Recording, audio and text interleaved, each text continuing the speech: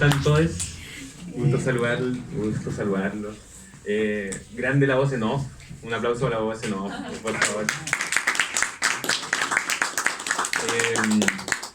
Bueno, la verdad es que este es el Rosado número 11, así que sí o sí estamos seguros que hemos tenido 11 eventos poéticos, llamados conversatorios poéticos, puesto que la idea no es solamente como uno va a ver lecturas, se lee los textos y en verdad si lo que agarraste, lo agarraste. ¿Ya? La idea aquí es conversar con los escritores y las escritoras y saber un poquito del proceso que ellos viven, o como un poquito, la vida del ser poeta o ser escritor. Hoy día nos acompañan dos grandes poetas, la poeta Jenny Díaz Wenten, de Los Ángeles, así que viajó allá, un fuerte aplauso para Jenny. Alejandro Concha, que nos viene a visitar desde Lota, así que también fuerte el aplauso para él. Ambos poetas con ya publicaciones, tienen su trayectoria, siempre nos topamos ahí en lectura, lo he visto, estuvimos leyendo en el bosque de Desembocadura alguna vez, una lectura muy recordada que tengo. Y bueno, y Jenny nos contactamos por las redes, así que es una buena manera de contactarnos también si tienen amigos o amigas que escriban, que se comuniquen con la Esquina Rosada y así vamos haciendo nexo y ampliando en el fondo esta base cultural que se amplía justamente en espacios como este. Hoy día tenemos un bonito marco público, así que va a ser una jornada genial. Pero antes de comenzar con esta lectura, quería invitar a Raúl de León González. Adelante, por favor, Raúl. Un fuerte aplauso para Raúl. Raúl es médico, originario desde El Salvador, un país muy pequeño, pero con una gran historia, por lo que pudimos conversar ahí tras bambalinas. Allí estábamos sentaditos y me dijo, oye, hay un poeta, Roque Dalton, de El Salvador, y me empezó a leer unos versos de memoria. Y dije, no nos podemos perder esto. Así que lo invité a que nos comentara un poquito este texto, porque habla de los guanacos, ¿cierto? El poema se llama Poema de amor. Poesía de amor, poema de amor. Poema de amor. Y habla de los guanacos, ¿ya? Y los guanacos me conversaba que se le llaman los salvadoreños. Entonces, ¿por qué se le llaman los guanacos los salvadoreños? En Centroamérica en general, que es donde está El Salvador, hay una serie de apodos regionales, y de hecho como nos llamamos entre nosotros, entre los países. A los guatemaltecos les decimos chapines. No sé por qué, hay 3 o 4 historias de por qué. En Honduras están los catrachos, también hay 3 o 4 historias. Y en el caso de nosotros somos los guanacos. La primera historia que yo conocí era que los guanacos, que son estos animales que ustedes conocen en el sur, que no existen para nada en Centroamérica, escupen mucho. Y era la historia que creo que te daba mucha gracia, porque en El Salvador en realidad se escupe en cualquier parte. Y no es mal visto en el sentido de que mientras, supongo que no sea En la cara de alguien. En la cara de alguien, claro. Pero yo creo que tiene que ver más que todo con el alcoholismo un poco, y es como El Salvador siempre, por todo el contexto histórico en general, pobreza, exclusión, injusticia, mucha dictadura durante mucho tiempo, y en ese contexto nace Roque Dalton, ¿verdad? También. Pero los guanacos al final, ¿y por qué nos dicen guanacos? La historia más cercana es que el guanacaste, que es un árbol, durante los conflictos en general, los salvadoreños acostumbraban a reunirse bajo este árbol. Entonces, es por eso que somos guanacos, es por el guanacaste. Y bueno, este poema que... Dame un segundo. Lo que pasa es que conversábamos además, 1930 hubo una revolución. 1932. 1932 una revolución allá en El Salvador. Y asesinaron a 3.500 personas, me comentaba. Como así, bueno, 35.000, pero indígenas, o sea, personas que tenían vestimenta, costumbres, lengua. Fue una ordenanza que vino de Maximiliano Hernández Martínez, que, bueno, como te digo, una serie de dictaduras en el sentido que siempre habían golpes militares entre los mismos militares y se iban pasando, y un poco Sí, siempre tuvo que ver con... trabajadores del capital, ¿no? Exactamente, o sea, en el momento siempre lo que estuviera esperando de sembrarse, porque siempre Centroamérica en general estuvo comandada por lo que la economía de la siembra podía ser, primero el café y después lo que conversábamos de las bananeras. Se les llama países bananeros y uno dice, el país bananero, y tiene todo un estereotipo de lo que es un país bananero, pero en realidad detrás de eso esconde una tremenda explotación finalmente. O sea, Sí. la banana ha sido realmente quizá como una cruz que ha tenido que cargar Centroamérica, ¿no? Genera monopolio y lo que fue el impacto económico es que no desarrollas absolutamente nada más. Todo regionalmente gira en torno a producir banana. Claro, y a la final eso impacta dentro del desarrollo también y se pareciera bueno que hayan ferrocarriles, pero habían ferrocarriles porque tenían que transportar banana, no porque se desarrollaba la región. Y así fue históricamente, ¿verdad? Bueno. Y por ahí en el contexto en el que Roque Dalton escribió estos versos... Eso, era necesario que conversáramos un poquito de esto para que entendieran el texto que Mamita nos Yunay era. es una novela que en tiempos de Allende y la editorial que mantuvo fue muy famosa. Es que Roque Dalton pasó por Chile también. O sea, él se exilió muy joven, estuvo preso un par de veces. De hecho, hay una de ellas que estaban a punto de fusilarlo, hubo un temblor, se cayó el muro y escapó. Y por ahí Benedetti, hay un poema con Benedetti Biglietti, lo pueden buscar.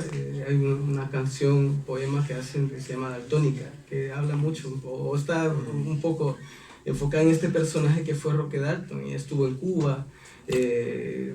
Ganó premio Casa de las Américas y después él por cuenta propia decidió volver a El Salvador porque él tenía una pasión por El Salvador, por lo que sufría, y decidió irse a la guerrilla, a las preguerrillas de las que conocemos ahora del Frente Faraón Martí, que fue en los 80, y él en los 70 y tantos decidió irse a tomar las armas y a hacer la poesía realidad, digamos, pero fue asesinado por sus propios compañeros.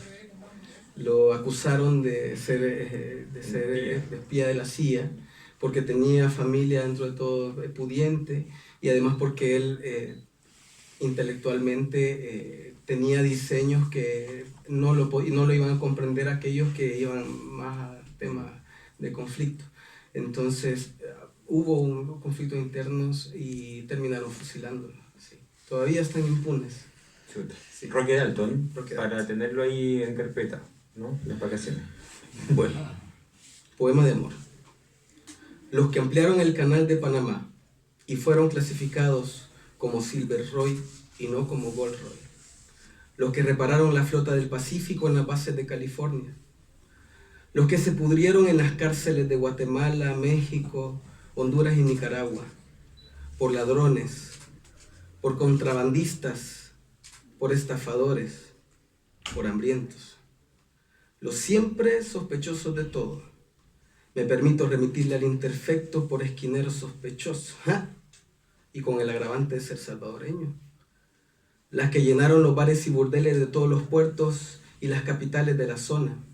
La Gruta Azul, el Calzoncito, Happyland. Los sembradores de maíz en plena selva extranjera. Los reyes de la página roja. Los que nunca sabe nadie de dónde son.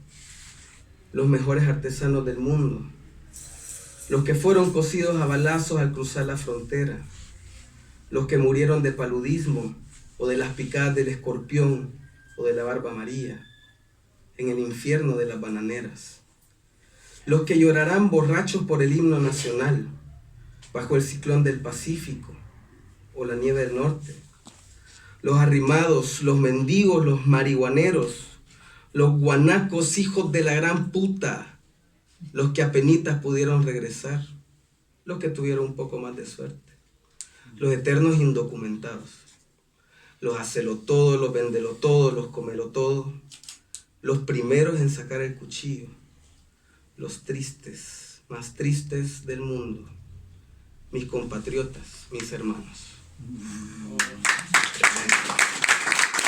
Muchas gracias, Raúl, por este aplauso.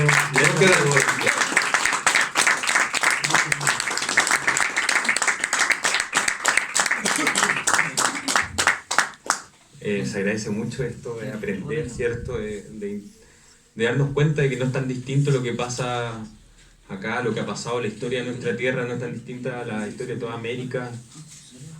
Así que gracias, Raúl.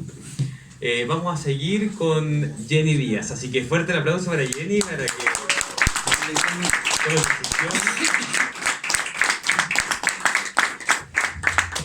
¿Cómo estás, Jenny? Sí, gracias. ¿Sí? Sí. Bueno, Jenny tiene 3 libros publicados. Ha hecho, de hecho, conversando fue gracioso porque ella participó en una lectura en El Salvador justamente en un ciclo poético que se hizo allá, un festival de poesía. Sí, creo que Más cerquita, tiene que ser. no me acuerdo el número del festival. Octavo. El octavo. Octavo. Ah, sí, está acá en el libro. Sí, Sí, perdón. participé en el octavo Festival de Poesía de El Salvador y tuve la posibilidad de conocer a la poesía de Roque Dalton. Y fue una muy bonita experiencia porque tú, como educadora, como profesora, tuve la posibilidad de pasar por diferentes escuelas, pasé por una universidad y sí, es compleja la situación de El Salvador. Estuve cuando ocurrió ese conflicto en Honduras. Hablan de que salió un documental de las maras salvatruchas.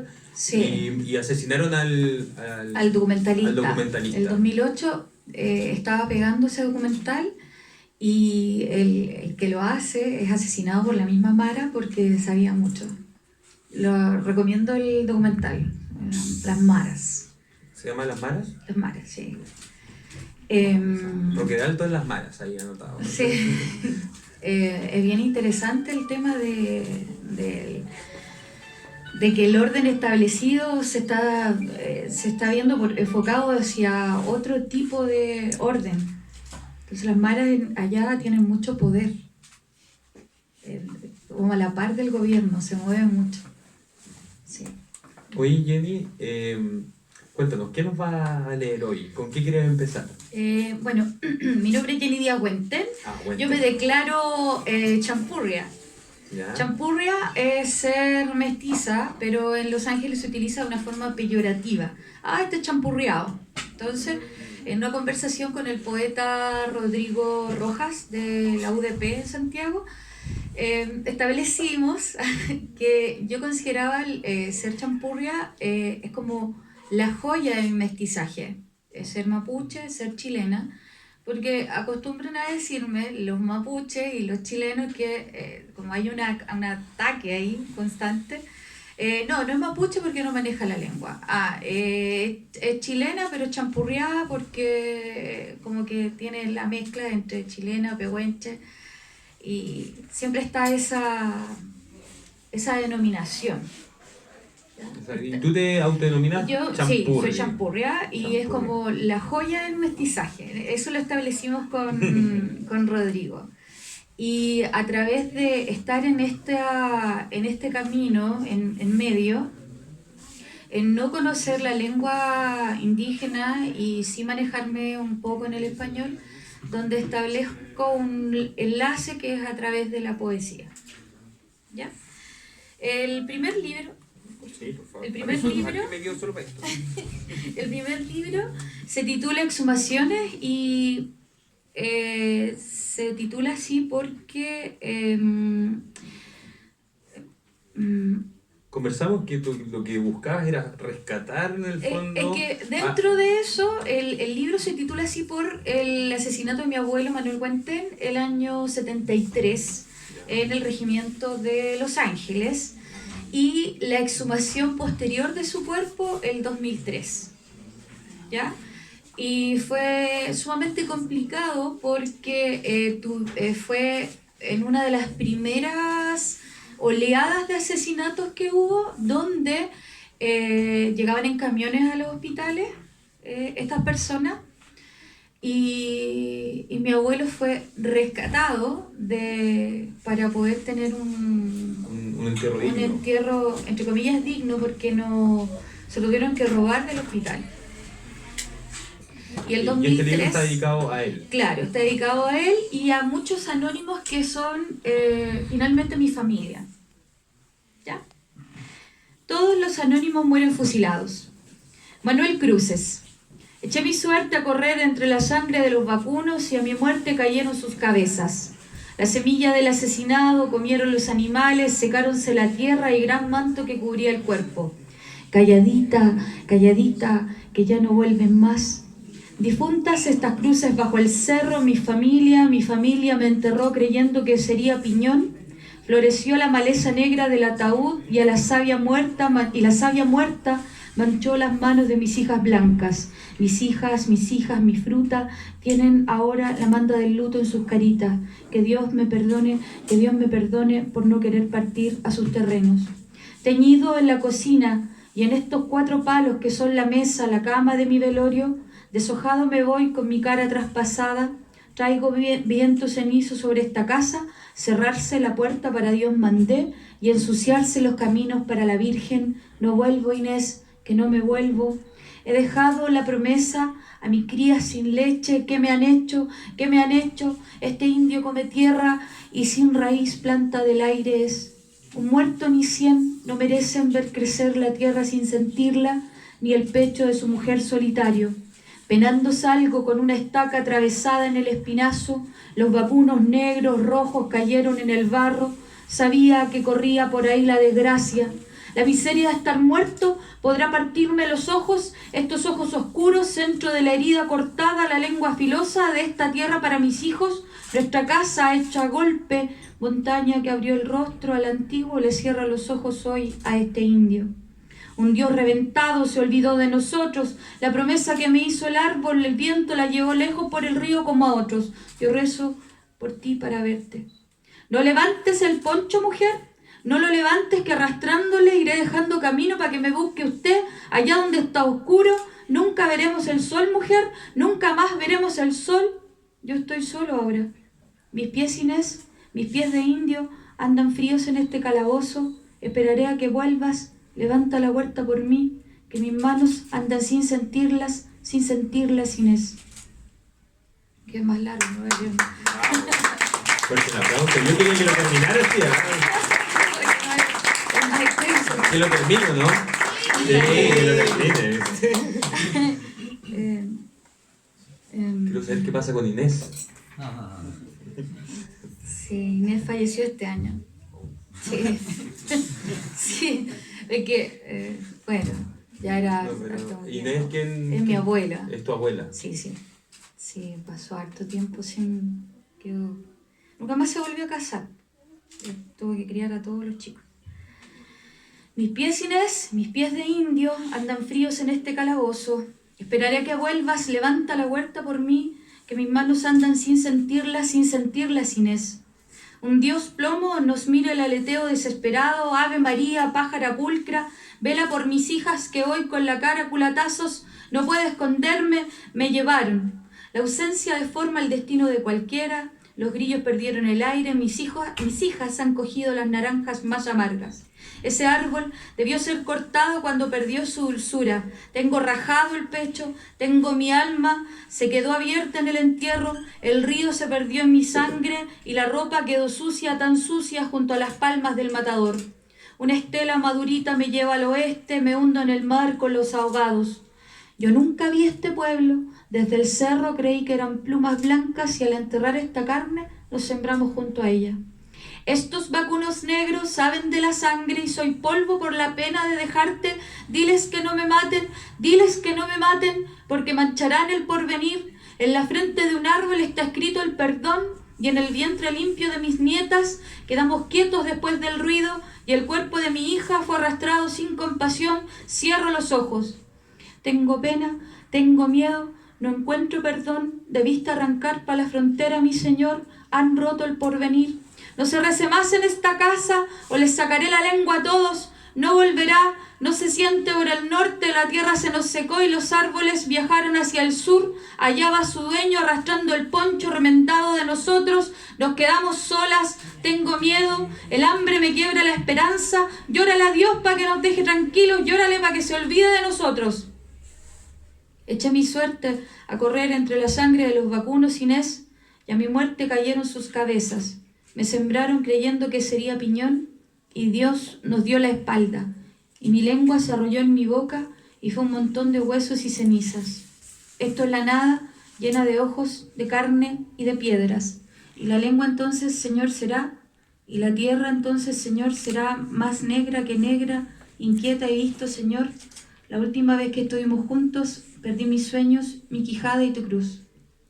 He dejado la semilla exhumada, a mis nietas vivas las crías blancas, a mis nietas el perdón. Montecito de oro suyo soy, rezo ahora en lo oscuro para ellas, y por los no nacidos y arrancados, y siempre por los no nacidos y los arrancados. Inés, ya no vuelvo, ya no vuelvo. Fuerte el aplauso. Muchas gracias.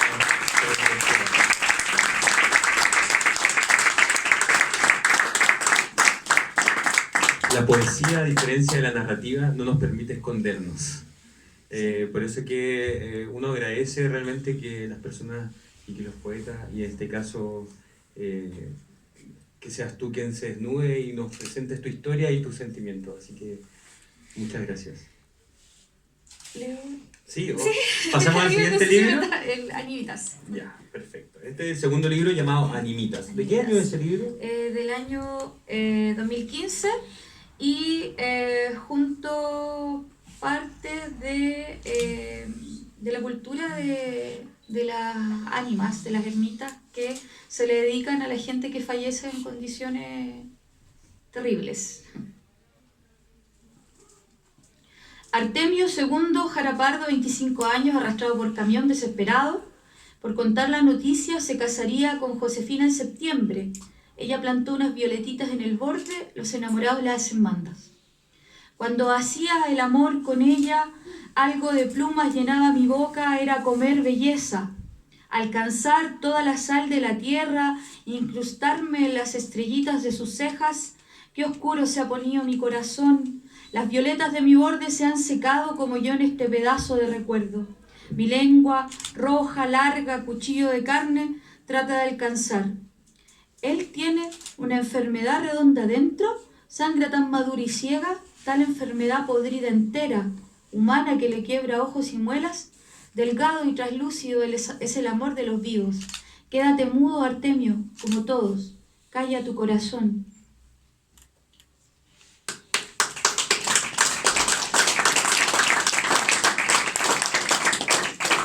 ¿Y cada texto es una animita distinta? Sí. ¿Real? Solo hay 4 reales. 5. 5. La otra sí. ¿Y la anterior era real o vamos a hacerlo? No es real. Pero después se van a dar cuenta cuando es una real. Antenor Casio Sánchez Quintero, 46 años, lo pillaron colgado del cerezo junto al camino de las Dianas. Decían que sus deudas con el cielo eran infinitas y su mujer, toda Vitalia, huyó hacia el norte con su hermano Cleofe de la Cruz. ¡Ay, cuando los agarre, señor! Les machacaré uno por uno los dedos, la lengua les cantará desgracia y sus soplos serán masticados por sabandijas. La toda era la más bonita del fundo, la muy quebrada hija negra de su madre. Oigan mi rabia.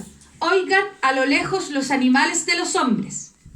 Dicen que las mujeres infieles nunca pasan por el camino de las dianas porque sienten que las tiran de las piernas.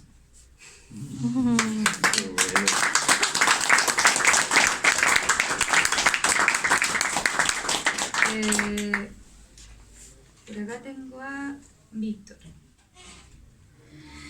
Víctor Lidio Jara Martínez, 40 años. Acribillado con 44 disparos por soldados de la República en el estadio del pueblo. Se dice que Víctor desde muy pequeño escuchaba el canto pobre de su madre y de las cosas que giraban al ritmo de la carencia. Su madre partió al reino, solo quedó muy temprano. Guitarra en mano hacía al pueblo cantar más, el soldado infame su trino hizo callar. Pobre vine y como pobre morí, con los huesos al aire y sin manos mi guitarra quisiera tocar al Dios de mis canciones y preguntarle a Cristo por qué. La muerte, Ave María purísima, de los pobres, Ave María, es una muerte de perros. Por las noches, Víctor, gimiendo una canción dolorida, busca sus manos delgadas y limpias. Cree haberlas perdido, pero ninguno de nosotros le ha dicho que se las han robado. Víctor, el niño pobre, a veces nos hace cantar tristes. Aplauso a Víctor. La memoria de Víctor está viva. Voy a leer uno más del libro. No sé, ¿estamos bien de tiempo, no? Sí. Sí, vamos. Y después voy a cerrar con un poema canción. ¿Y este? No. Sí, de eso. De este. Y después de eso. Ah, ya. Este último libro fue publicado el año pasado por Garceta Ediciones por Verónica Jiménez. Su título es La hija de la lavandera y toma un poco de el oficio de la lavandera en el campo. Yo tomé la idea de este libro famoso del Guaso y la lavandera, de Rugendas, no me acuerdo. Pero ¿Alguien lo leyó? es una lavandera y hay un guaso en un caballo así como, y ella está lavándose, su onda. Disculpa, leí un texto de ese libro que decía la lavandera maldice el cielo. ¿Tiene algo que ver con la canción de Violeta Parra? A ver, no me acuerdo.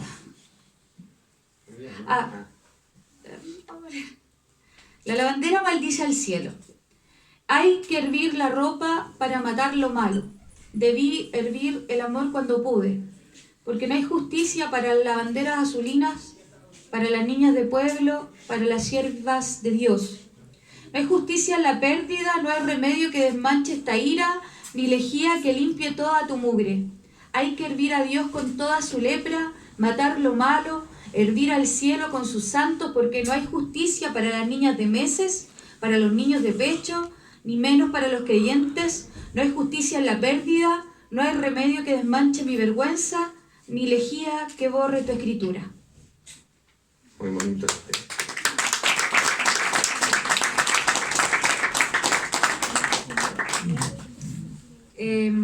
Arrullo para el niño Buenante. José Gerardo Buenante, 16 años, joven mapuche desaparecido el año 2005. La investigación señala a Carabineros como sospechoso. Qué raro que no sea raro. Sí, está dentro de la lista de Catrillanca, de Lamún, de Catrileo, de Mendoza Collío y así como 15 personas indígenas. Los niños encardados no deberían desaparecer. Podrían llegar gritando desde el bosque. Achirados los niños deberían llegar a casa, sí, y alborotar a los perros y a cuantos zorro vive entre el peumo. Es septiembre con esa lluvia solapada que anda de loca lavando la sangre de la huella, borrando toda seña de los captores. Yo que tengo a llanto la mitad de tu sangre y un corazón achirado por el castizo, me pena esta hora por no escuchar tus latidos. Es septiembre y por el río no crecen las achiras. Ha de ser eso entonces. ¿No has visto los colores que guían nuestras almas? Ha de ser eso entonces. O el pasaje en la noche, o los árboles que desechan sus flores y todo se vuelve un llanto en tu casa. Aún se arrulla tu camisa y toca la cicatriz de tu frente. Ay de mi niño encardado, susurra mi cielito Buenante.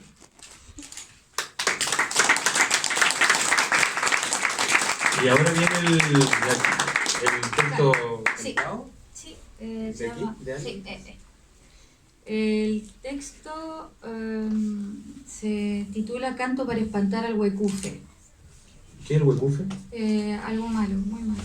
¿Pero qué es como el Es demonio? como uno de los demonios. ¿Y qué es lo que hace ese huecufe en particular? Si Maldición. me lo pillo, ¿qué me hace? Correr. Tengo que correr. Sí, te voy a echar a perder las chakras, Ah, ya. te voy a quemar tu casa, no sé. Ah, cosas así. trae como mala suerte, mala fortuna. Es malo. Sí, Ya. es malo. Como el tuetué. Está dentro de nuestra cultura, en el bosque. Dentro de Hay nosotros hartas mismos. leyendas. Por ejemplo, que una vez lo detuvieron y que salió de ahí el copihue. Claro.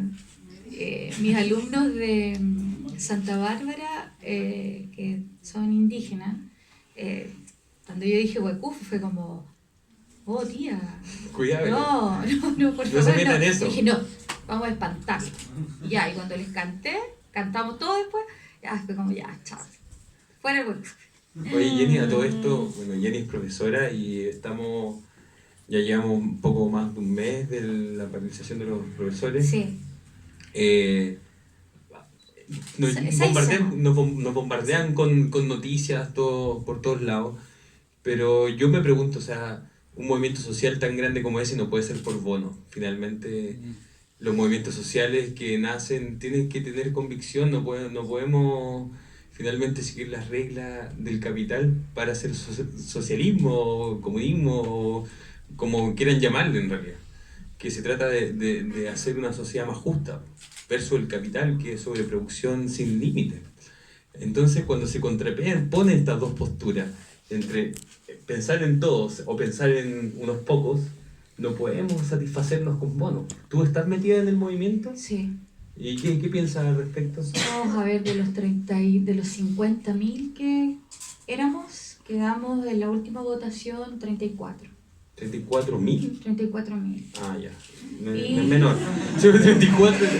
Sí, quedamos 34.000. Éramos 50.000, quedamos 34.000. Y la última votación quedó dividido en bajarse de la paralización y el otro resto que continuar. Pero se ganó por poquito, por lo que... 300 votos. Sí, o o sea, muy 250. poquito. De alguna otra manera se va debilitando los movimientos y terminan... Hay que aceptar el bono para agarrar algo, sino... Y así la cuestión, o sea, Sí. lo que ha hecho este gobierno, y no solo este, sino que todos los gobiernos para atrás, ha sido ponerle paño frío hasta que se aburran y tengan que volver a trabajar. Sí, o sea, ahora ya hay gente que finalmente se está descolgando por el tema de las vacaciones, hay otro que continuamos, pero está siempre está la presión del capital y está la presión de nuestras familias. Exactamente. Porque igual tenemos muchas cantidades de horas que no nos dan para tener otro trabajo, porque tendría que ser así para poder sostenernos. Pero bueno, yo tengo la suerte de poder hacer otras cosas. Pero yo entiendo a mis colegas el desgaste y el juego de todos los gobiernos finalmente es de hacer esta presión. Claro, o sea, si no te pagamos, no hay... Claro. Y así. Pero hay cosas legales en donde tendrían que sumariar a todos los 50.000 profesores que fueron a paro para poder descontar. Así que todavía no es seguro ese descuento. Ah, ya, genial. Gracias por... Pero necesitamos el apoyo de la comunidad. Exactamente, por eso quería mencionarlo. Sí. Canto para espantar al Huecuf. El que viene silbando como demonio negro, él viene caminando como demonio negro. El que viene silbando como demonio negro, él viene caminando como demonio negro, vi de venir silbando como lengua de fuego, vi de venir silbando como pie de veneno, agárrale la cola de ese demonio negro, vi de la gente sola, vi de sangre veneno, demonio dijo negro, vi de venir veneno, vi de gente de muerta, risa demonio negro, vi de la vida negra, risa demonio negro, vi de gente veneno, como demonio muerto, como demonio muerto, como demonio muerto, vi de venir la vía, vive sonrisa hierro, vi de venir la vía como angelito negro.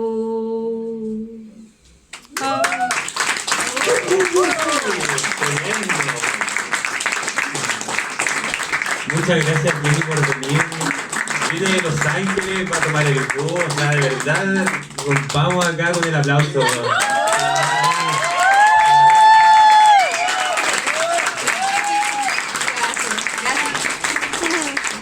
Muchas gracias, Jenny.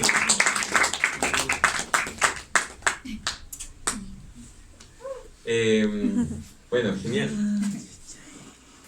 Así nomás, así nomás. Bueno, ahora nos queda nuestro último invitado de la jornada, Alejandro Concha, así que fuerte el aplauso para él también, que viene de Lota también. Un aplauso.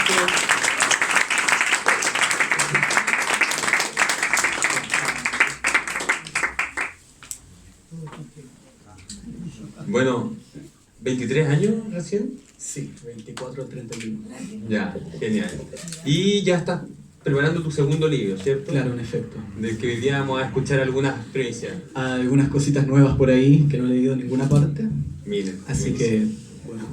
La Miriam ya nos estuvo leyendo, Miriam Leiva, algo de su próximo libro, así que nos estamos consolidando como un lugar de primicia. Son buenos. ¿Con qué empezamos a leer? Vale, partamos con algo nuevo al tiro. Ya, ¿Te parece? genial. ¿Qué inspira este segundo libro?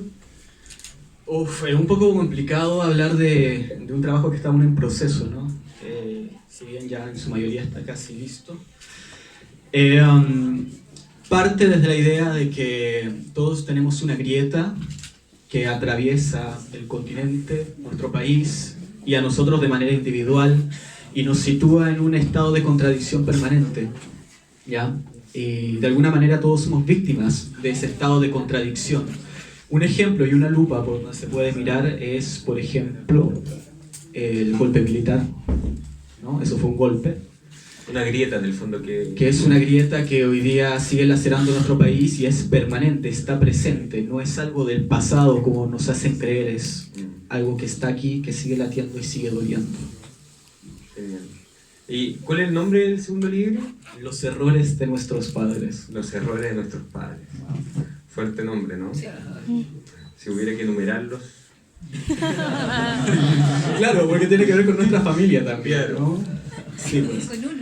Claro, y con uno y con los errores que va a cometer uno también. Claro, mi libro anterior tenía que ver con Lota, empezaba a trabajar desde ahí, desde la idea del patrimonio cultural y cómo eso nos va afectando como generación posterior al cierre de la mina del carbón. Siempre se ha escrito de Lota desde el 97 para atrás y Estirpe habla desde el 97 para adelante, ¿no? Tenemos, por ejemplo, el libro de Diego Muñoz en 1953, que fue quemado por la dictadura, Carbón, una novela militante.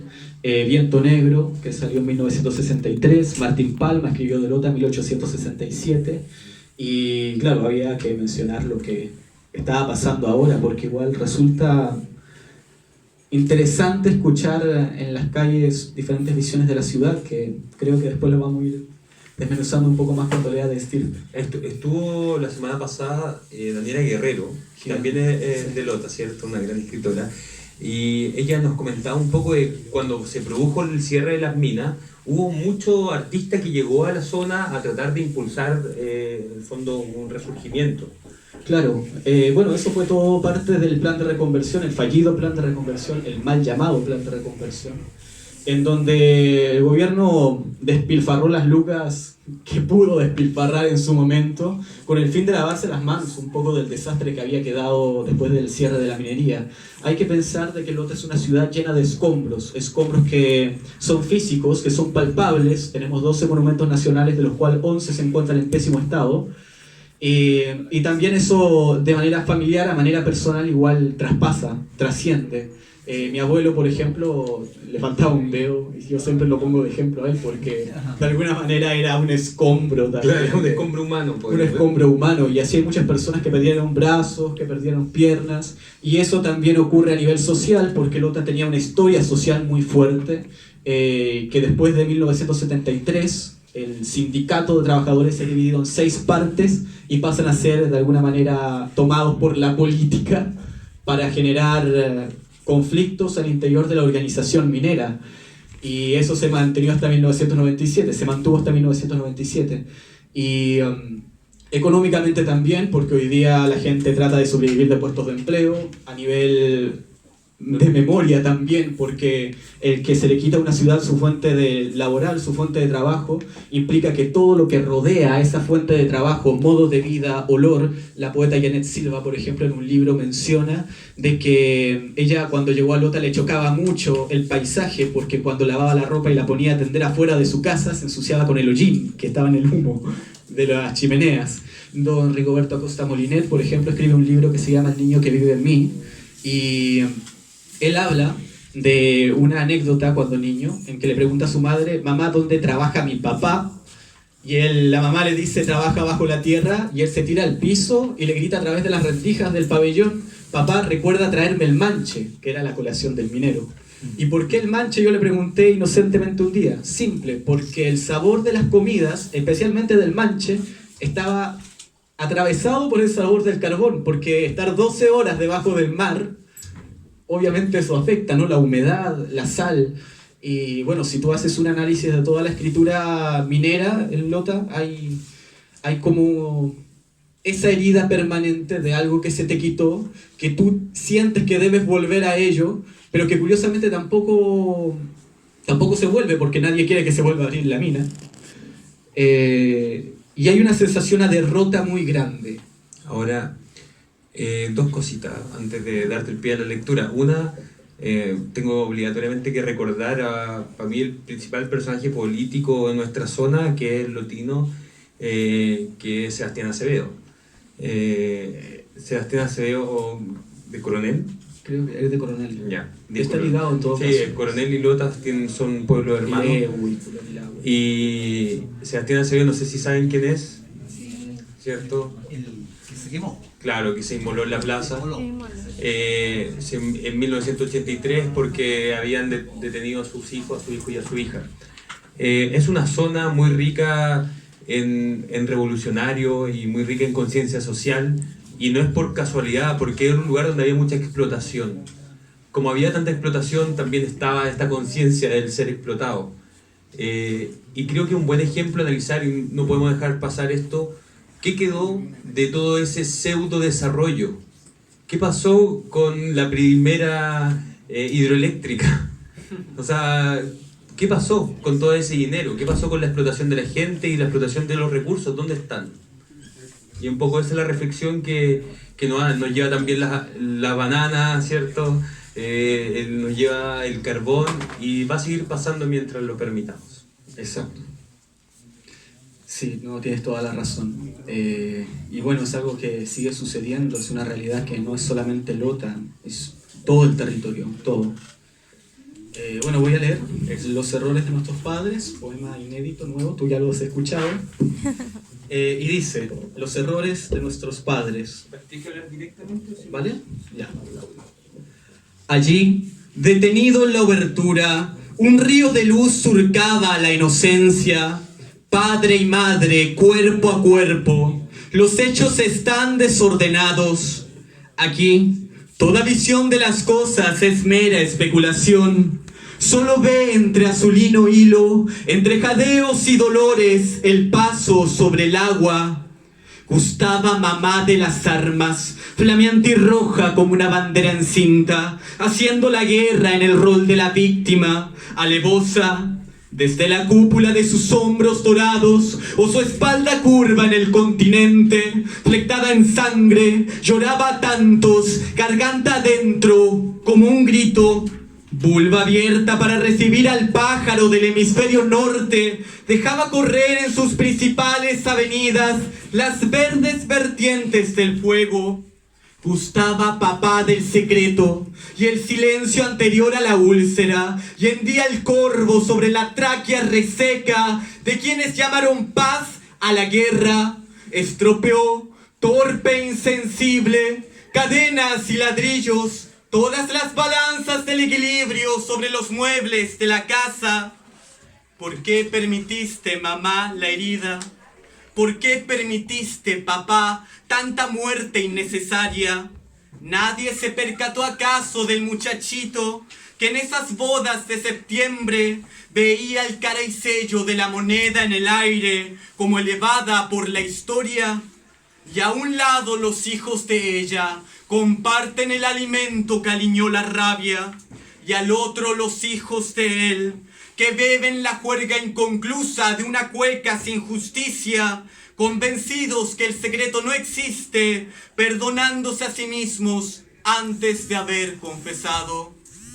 Un lamento se prende fuego, a lo bonzo la tibieza de mi coraza, se ha estropeado el dulce abrigo de la infancia. Mi tierna inocencia luce un cuerpo en dos mitades. ha limpiado de su rostro cualquier color, porque aquí nos ha tocado verlo todo, desde el lado donde la luz reposa. No me malentiendan, por favor. Sé de cuántos de ustedes han llorado, sé del odio y el hueso fragmentado, pero sigue ardiendo el verbo de la comprensión. Lo lamento si los hechos están desordenados, pero entre tanta violencia, esta no puede ser mi lucha.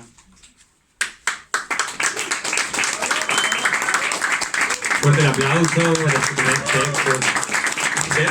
¿Probemos el micrófono, por favor? Ahí? Sí, vale, bueno. Ahí viene. Aplauso para Cintia, que siempre nos colabora aquí con la... Todo es gracias a ella, todo lo que pasa aquí es gracias a ella.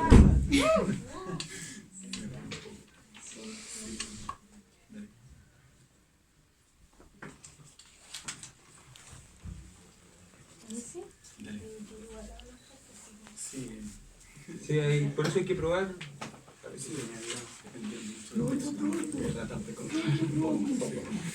Ya, Vale, ¿a qué instancia?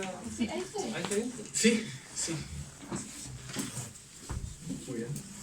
Perfecto. Sigamos leyendo, no, aprovechemos el tiempo. Ya, vale. Perfecto. Vamos a tirarnos con estilo. Ese texto le da el nombre a este nuevo libro, ¿cierto? Claro, perfecto. Es, como te digo, es un poema transversal, ¿no? Que tiene que ver con lo político, tiene que ver con lo familiar y tiene que ver con lo personal. Eso comparte un se poco. siente como, claro, como hartas llagas, sentí como muchos cuchillos enterrándose en distintas partes. Sí, sí, tiene... Así que gracias, me siento súper bien. Siento como nuevo. Para poder sanar el dolor hay que hablar del dolor. Sí, hay que Un sangrar. poema más tranquilo. Hijos de la ceniza, que se lo dediqué a mi abuelo cuando falleció. Mis abuelos fallecieron en un lapso de 6 meses cada uno, el año 2015. Y está basado en una conversación que tuve con ellos antes de que ellos fallecieran. Hijos de la ceniza, quiero que cuando veas el claro de luz no te ciegues y recuerdes que hubo un momento en el que también fuiste oscuridad. Esta ceniza ciñéndonos los pies como los esqueléticos árboles son el vestigio del fuego. Las famélicas figuras de metal es lo que fuimos. Hijo, quiero que entiendas tu poderosa flama como el elemento vivo, adoleciendo en la desazón y fluyendo en la expansión de tu existencia. Y quiero que al ver el camino futuro, reconozcas en ti los carbones consumados del sendero. Fuimos tomados, levantados y tirados al fuego, cortados de la infancia, quemados en la adultez, arrojados a la consternación. Seremos la ceniza, nos soplará el viento, pero aún por dentro no dejaremos de arder.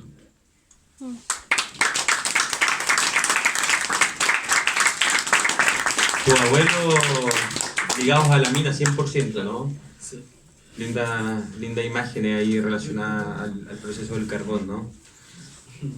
Claro, tiene que ver con esto generacional que te digo yo, de que siempre se escribe Dolota desde el 97 para atrás y desde el 97 para adelante la historia parece que no existiera. Y bueno, este libro se construye a partir de eso, de los relatos de la gente. Eras el silencio, un poema largo. No recuerdo ningún momento en el cual no estuviéramos de frente. Te movías en forma de humo por las chimeneas al linde de la costa. Nos apagabas de a poco, tragabas de nuestros adentros lo que te servía. Volvías ceniza el agua que no encontraba espejo en su firmamento. Nos empolvabas los ojos y nos cubrías las manos. Queríamos huir y estaba todo el mundo del otro lado olvidándonos. Se hallaba tu presencia tan arraigada en nuestros adentros que respirarte lejos era hambre. Estábamos a tu guerra tan acostumbrados que nunca aprendimos a pelear otra cosa que no fuera la vida. Y ya nos ves, ahora somos el silencio. Corría como niño por un pabellón desolado, sin hombre en casa ni mujer en la ventana, No hay nadie barriendo, nadie quien llegue a casa, algunas sonrisas apagadas, todo despoblado.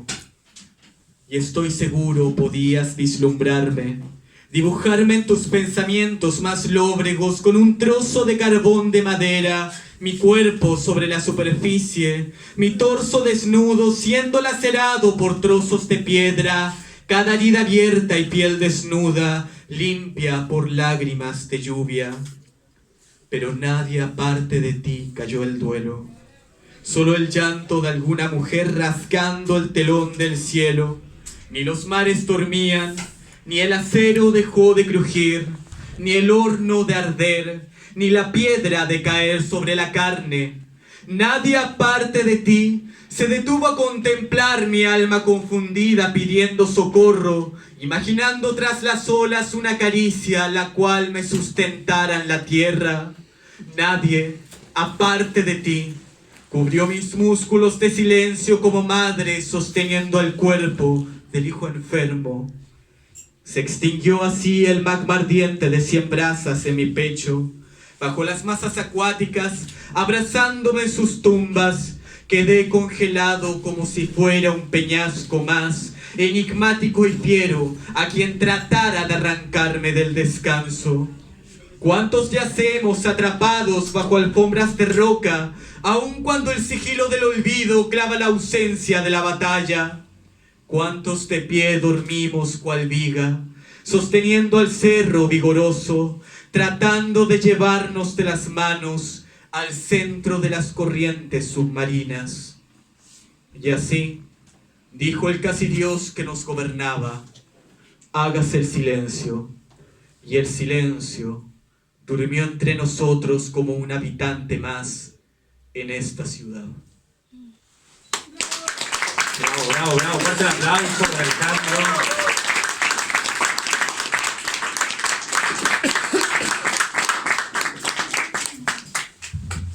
Es muy lindo cómo la poesía nos permite acercarnos de otra manera a los lugares. Nos hace acercarnos al lenguaje que utilizan las personas en ese lugar, a la historia, porque la historia se va plasmando en el lenguaje. Bueno. O sea, cuando uno escucha a alguien que viene del sur, escucha otras palabras, hablan de otras cosas. Entonces la poesía nos permite acercarnos a los lugares de otra manera. Y es muy lindo que nos cuente la historia desde alguien que de alguna manera la vive. Y yo me siento ahí, me siento parte de esa historia igual. Así que gracias. Sí, bueno, la pérdida del lenguaje es un hecho atroz. Siento yo, lo que le pasa por ejemplo al pueblo mapuche. Que se pierda su lengua implica que también se pierde toda una cosmovisión, una manera de entender la realidad. Y todos los territorios están plagados de palabras siempre. Desde cómo nos comunicamos, cómo la melodía que ocupamos, las maneras, los gestos. Todo eso es lenguaje y creo de que en un mundo en donde cada vez estamos más llenos de murallas y más divididos los unos de los otros, nos hace falta escucharnos. Y ese escucharnos no implica solo escuchar al otro, sino escucharnos a nosotros mismos a través del otro. Bueno, voy a leer un poema que habla un poco de eso, de las conversaciones, se lo dediqué a un amigo y se llama Lo que nos queda. En la madrugada con mi hermano Alex conversamos la necesidad del cadáver. Las palabras imitan la sonoridad del Japón de Hikata y Katsuo Ono. Sus cuerpos blancos tiemblan en los libros. Esperan a que nuestras manos se entibien la memoria que resiste en la perpetuidad ficticia de la escritura. Mis pasos se resquiebran sobre la hulla. Ellos fueron troncos. Nuestro país es un tronco, mientras la generación a la que pertenecemos no nos pertenece. El pueblo que nos tocó habitar es menos que un puñado de piedras donde surcir la luz, donde enhebrar el ojo. Imagina, le digo, imagina que alguien entrara a tu casa, desordenara tus papeles, y cada nota recibiera el nombre de un detenido desaparecido en la inmensidad del desastre. Imagina que alguien pateara la mesa de un disparo. Imagina multitudes buscándose en la desgracia. ¿Cuál es tu apellido, niñita Selknam? ¿Dónde quedó tu nombre paleolítico, estatua de Venus? Es violenta la defensa de la sangre en las fronteras del sur. Por eso abrazamos la fisura del engrane con que esta ciudad nos miente en el rostro. Y aunque un orden supuesto se sobrepone, ella es testimonio, con grito y garra es testimonio, que aún hay muchos que no han podido hallar el propio nombre, ni el de sus fósiles, ni el de sus parias. El nombre perdura en nuestras manos cuando el cuerpo nos abandona y es hasta la última palabra del niño que nace, lo último en saberse de nosotros antes de hacernos tierra en la cuenca de la lágrima. Nos diferencia. Ono e Hijikata se aferran al principio de la sinceridad del cuerpo, mientras lloro distancias, acariciándolas como a un largo telar indígena. Y viro lloroso de vuelta a mi amigo, nos abrazamos con la vista. Raíces somos, le recito, carboníferos, apenas un puñado de la industria. Subrayes en este poema que al menos del escombro algún relato podemos contar. Un fuerte aplauso para Alejandro.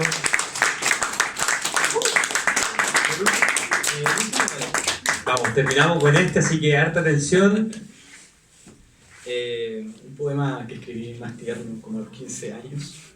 Pues que Lo lindo de los poemas de los 15 años, sí, ¿no? son más tiernos. Son lindos. Va a ser, bueno... ¿A quién no le llegó un poema a los 15 años? ¿No? ¿Nadie? Es un poema que tiene, bueno, mucho tiempo, nunca me ha dejado de gustar y siempre me he propuesto que lo iba a publicar y bueno, va a ir en el segundo libro y lo va a cerrar. No sé si te pasa, pero yo creo que a los 15 años escribía mejor que ahora. Era como más inocente, era que nacía nomás. Uno más espontáneo. Después uno le mete mucha cabeza. Sí. Sí, eso es cierto, Sí, uno después eso. le mete más cabeza. Pero creo que porque uno después es más consciente, se rompe la burbuja del liceo y toda Claro. la adolescencia. Como que la adolescencia también sientes más por dentro, más que en la piel. Entonces, bueno, este poema se llama Miedo, es el que cierra y lo voy a leer solamente. Tal vez es cierto, llueve, pero no podemos echarnos a dormir pretendiendo detener el tiempo y no estar para el despertar, averiguar si mañana seguirá corriendo el río caudaloso de los cielos. Te buscaré a tientas, entre las sábanas, bajo la escalera, en los rincones del desván. Me sentaré a tu lado, te dormiré en mi regazo, te contaré mil historias e inventaré un nombre para cada trueno. Y sí, tal vez es cierto, llueve, pero moveremos juntos la cama, correré en ti todas las cortinas para saborear la lluvia al trote, tenue por el gélido ventanal. El miedo acunado en la piel no es más que un niño buscando dormir, con las rodillas apretadas al pecho, capturar el aliento hasta sumirse por completo. Podrá venir una tormenta y tras ella otra, inundar homicida los valles boscosos, rasgar la piedra con insistencia, destruir su cuerpo contra el asfalto.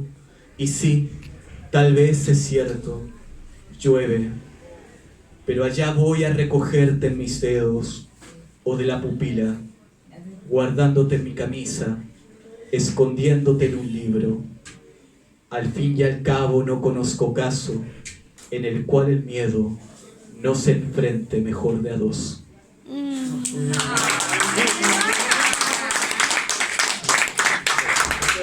Fuerte el aplauso para Alejandro Concha. Muchas gracias por venir.